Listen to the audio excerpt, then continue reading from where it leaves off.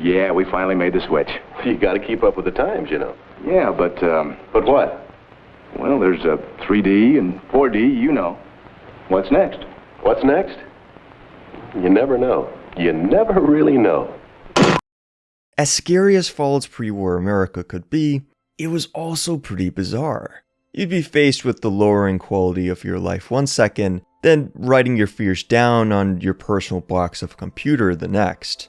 Or maybe you'd take a nice walk in the year 2077, dressed in your 50s letterman jacket, observing the screaming faces that were part of the local architecture.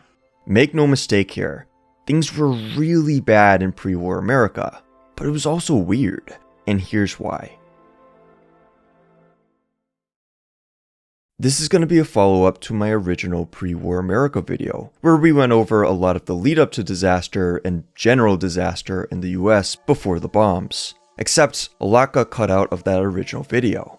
Namely, all the really strange stuff about the culture and technology, which was really cool, but would have made that video needlessly long. I've got a problem, guys. So here's a video where not only can we cover that stuff, we can get weird. I have certain theories about the pre-war worlds I want to delve into, and I think the first place to start is those screaming faces on buildings in the thumbnail. What was up with those? This is Art Deco. You've probably seen it in other dystopias in media before. Batman the Animated Series put it to great use, but it is an actual architectural style that did exist in our world in the early 20th century. And it's pretty sick.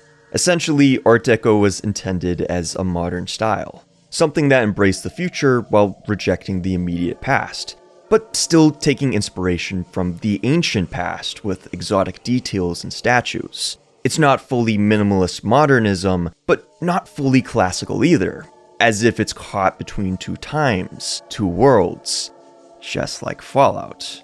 You can definitely see why the designers went with the style as early as Fallout 1, where we see it used in load screens, the intro cinematic, and certain cities like Bakersfield, California, aka Necropolis. In that intro cutscene, the use of an Art Deco head shows up in Canada. So that does seem to imply it's a pretty popular style of architecture in the Western world. Or maybe it was just an American one. By God, they annexed Canada to make awesome buildings that had screaming faces from hell for some reason. If you see these in game and really sit on it, I think it's the most obvious sign that something was really off about pre-war America. That people were fine walking by these ugly, screaming things. Here's my game theory on what they represent. These aren't fully human faces, they're angels or divine beings. Look at the cathedral statue, which is flat out an angel wearing battle armor and helmet. Look at the mohawk-looking bits on the human faces. That's a helmet crest or plume. Look at the statues recalling Nordic Valkyries. And this isn't even a stretch on my part. My interpretation of these pieces is that the architects designed them to comfort and perhaps condition the masses. You might be saying, what the hell were they thinking? What the hell am I thinking?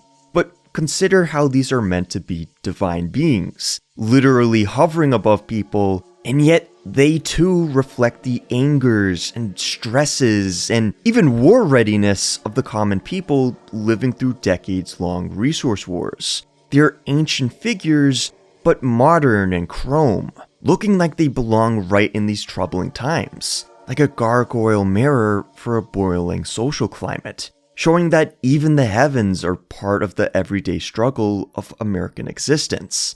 Angry and ready for war, like the common American was influenced to become. Alternatively, they're very futuristic and yet stoic, as though at peace with this evolving world around them.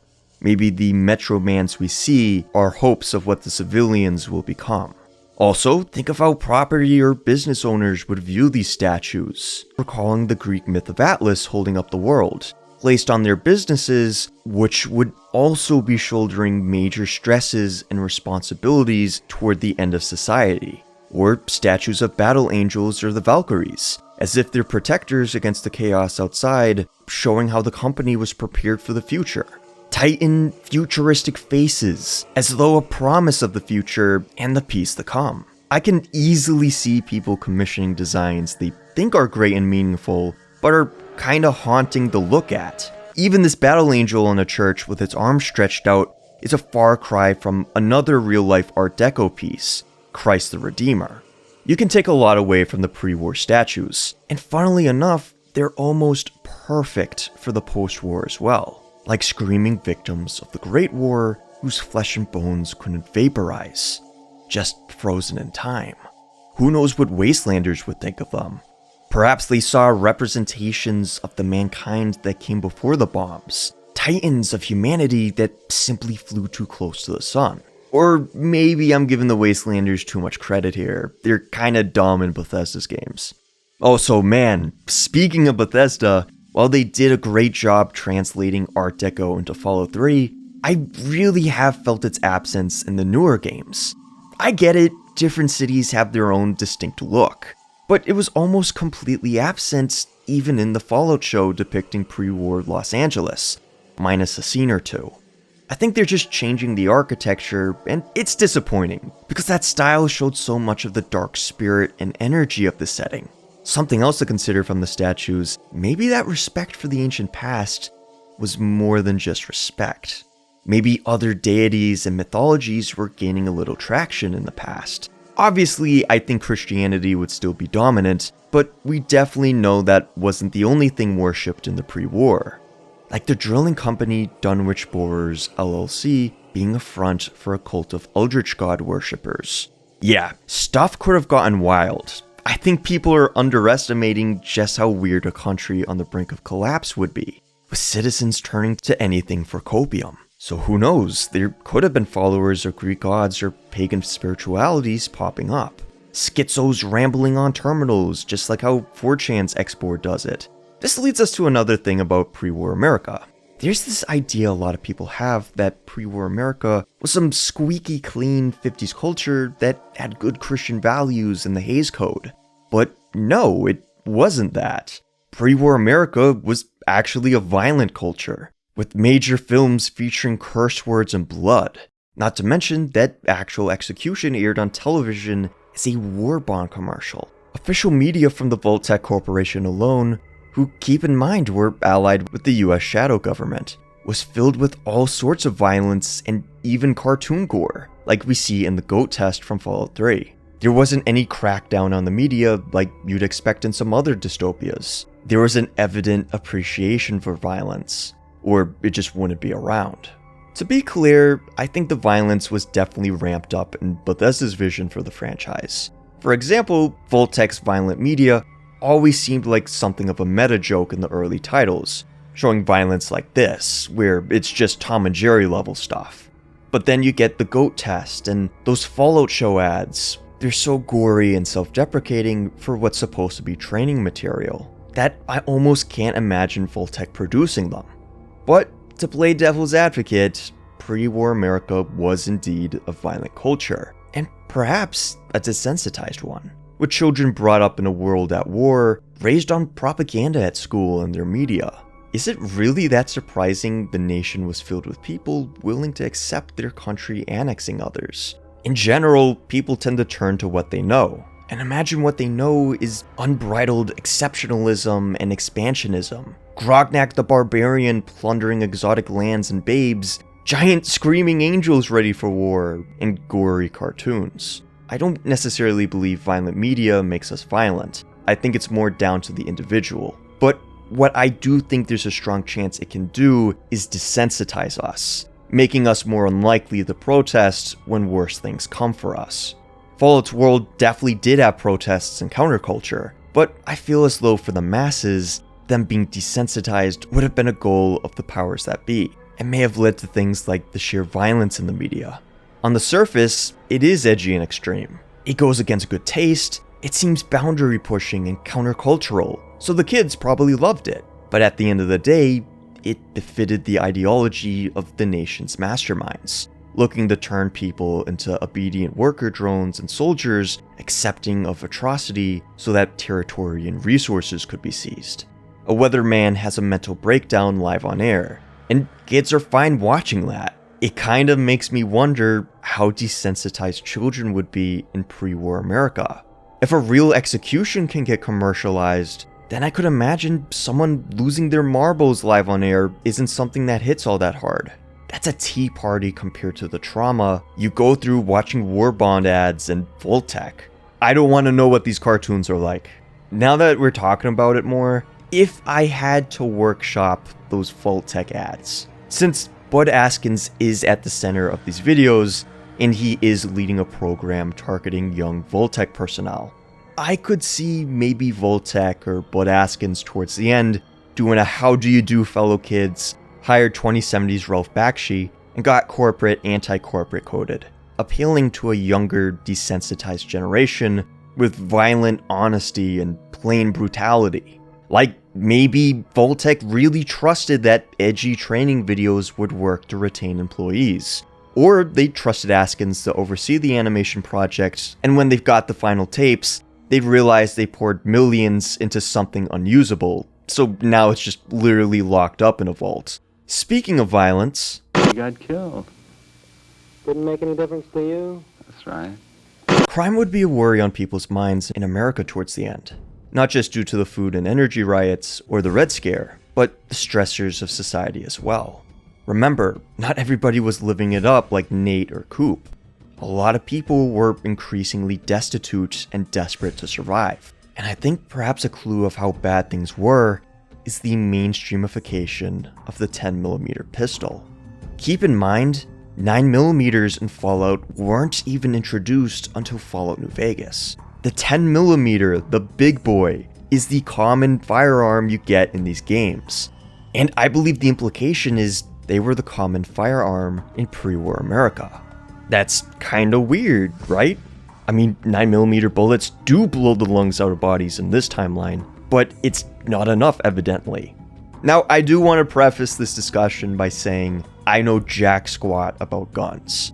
I look at this and say, cool, somebody looks at this and has an aneurysm. So I reached out to my gun nut military buddy for some answers, and this is what I got. A 9mm pistol is a standard gun of choice, at least in our timeline.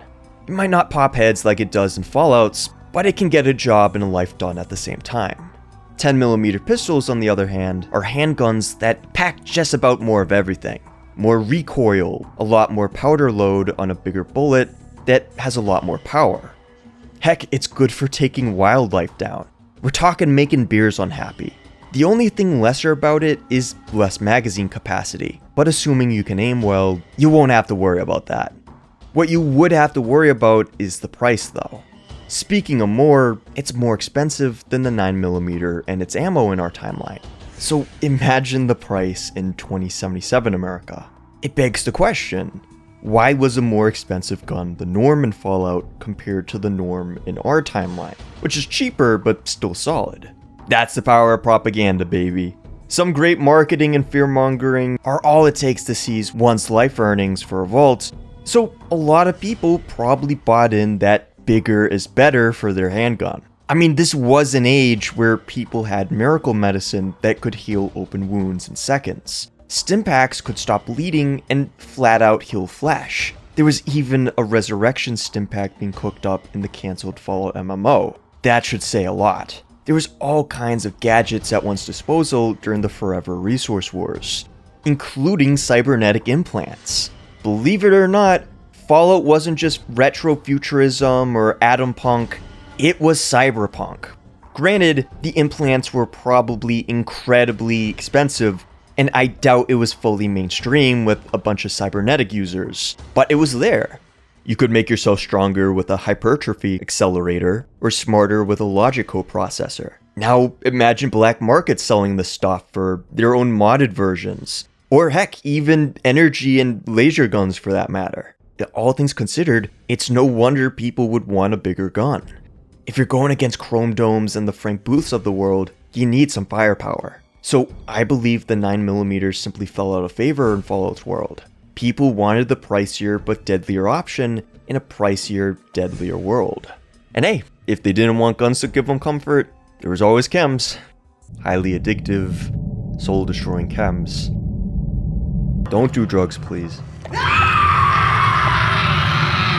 The term chem is just slang for drug, and the drugs in pre-war America weren't really prohibited. more often than not, they were prescribed. From the steroid-like strength enhancers known as Buff-Out, popular with pre-war athletes, to Radaway, which removes radiation from the user's system, to even a dark vision drug known as Cat Eye, used by children and mother-approved. Pre-war America truly had it all for narcotics, and their downsides. The same way that we've had to grapple with the fact our own prescriptions can be poison, jeopardizing countless lives and families, Fallout's world would have likely been exactly that, except on steroids. Or, excuse me, on Buff-Out. Fallout's big pharma corporations like MedTech would most certainly have the big lawyer money to do harm and get away with it, much like other corporations did, such as the Nuka-Cola Corporation, when it killed or ruined the health of Nuka-Cola quantum taste testers. And yeah, you could put the tinfoil hat on and say the drug pushing and acceptance is all a giant scheme to control the masses, making their health systems and wallets dependent on government-approved substances. It wouldn't be too out there for a dystopia. Although, personally, I think its pharma companies were intentionally creating chems based around the suffering of the people. For example, Day Tripper is a hallucinogenic marketed for those looking for a happy escape.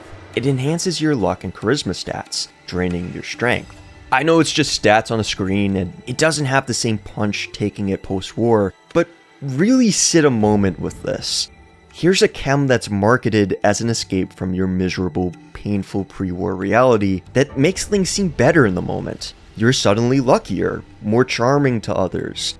Things finally seem good, but all the while, it's insidiously draining your strength and energy. You probably wouldn't want to resist taking more of it, till you become addicted, making you have lower luck and charisma. These good things you've gained are suddenly taken from you. Now you want more Day Tripper, and that's all it takes. You're now potentially a permanent customer, trading your health and happiness away, giving money to a company that fed you soul poison and preyed upon your suffering. The last drug I'll bring up is Mentats. They're mind enhancer tablets that make you smarter, more perceptive, and more charismatic. They're even a cool Dune reference. A Mentat in that universe was a person who was basically a replacement for a computer, since there's no thinking machines allowed. And all of a sudden, I was thinking, there's automation in Fallout's world that we covered in the first video. People were losing their jobs to machines with calculator minds. So were Mentats made as a way to capitalize off fears of replacement? And even if they weren't explicitly made for that purpose, did Mentats capitalize off the fear anyways? In a nutshell, that's my main worry with chems. I look at them and I think, what was the intention behind them? A drug that's marketed as an escape from difficult dystopian reality.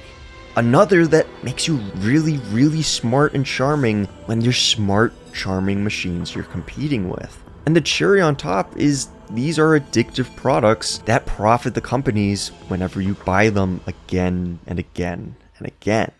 It's ugly stuff, it's sad, and also, I'll admit, it's weird. Again, pre-war America isn't some perfect heavenly world of white picket fences and good values here. It was a violence-loving, drug-approving nightmare society on the brink of collapse.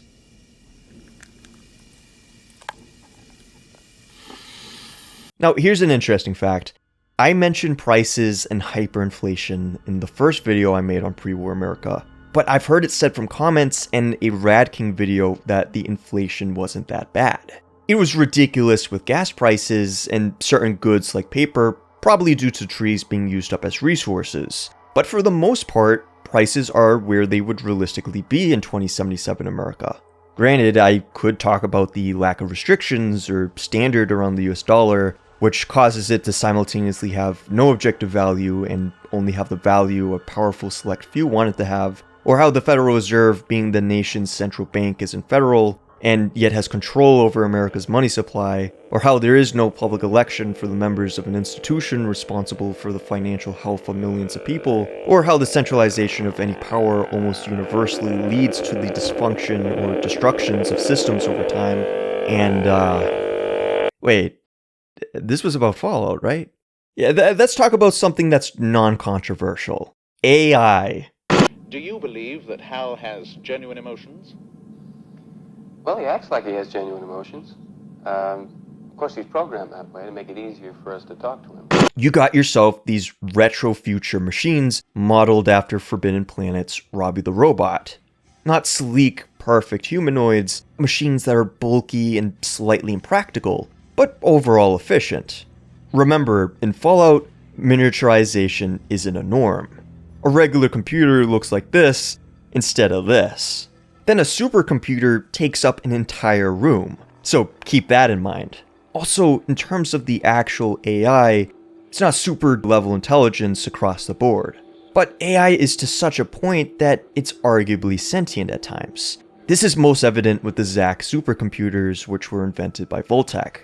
Originally created for governing vaults, they were eventually adopted by the military to help them research warfare. But here's something interesting.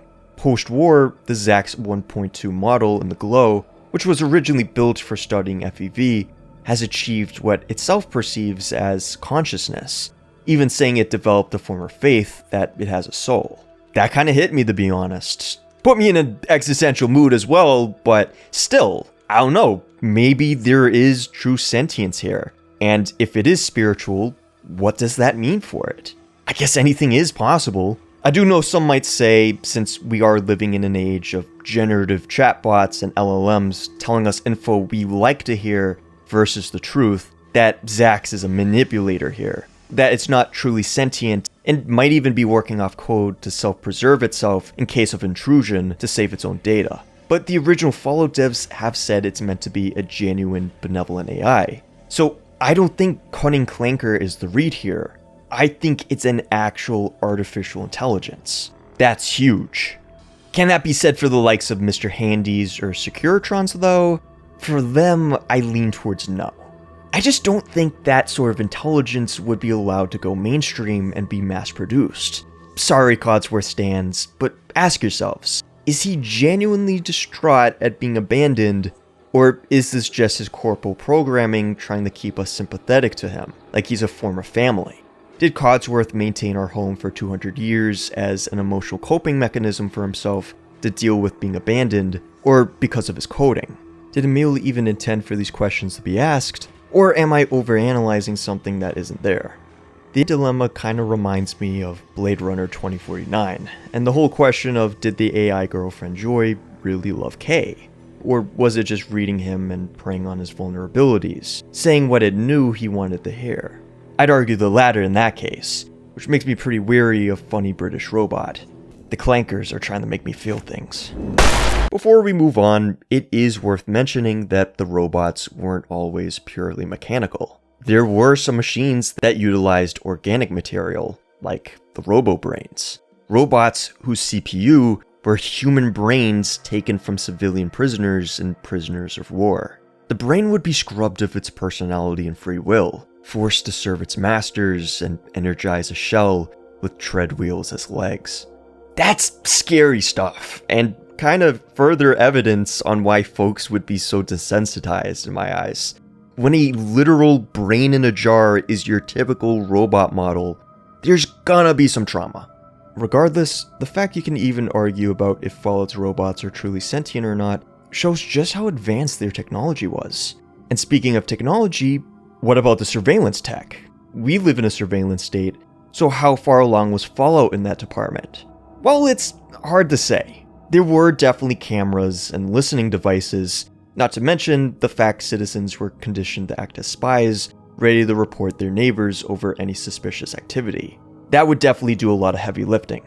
But I do have some theories about other methods of keeping surveillance over the population, which includes Mr. Handy. Honestly, I think there's a solid shot they were used for spying. The same way your Alexa can call the cops, or your iPhone reports all your funny memes. If you said anything anti-government or had communist leanings in Fallout, would it try to talk you down the ledge from being a full-blown commie? Or would it lie, tell you you're still family, and then store the data for the authorities to use? I think that's a valid concern, along with television. Kevin, go outside and ride your bike. That TV is going to rot your brain. Yes, we get to talk about those black and white TVs now. I had thought they were mostly monochrome with a few expensive exceptions, but as it turns out, TVs do have a color dial in the Fallout universe. You could turn on color mode, even though it seems most don't use it. Could have been that programs were mostly black and white to save on budget, since color film was more expensive. And this is an age where you'd want to save on money. Plus, perhaps color mode took more power to use and would lead to a bigger bill, so you only wanted to really use it when it was important.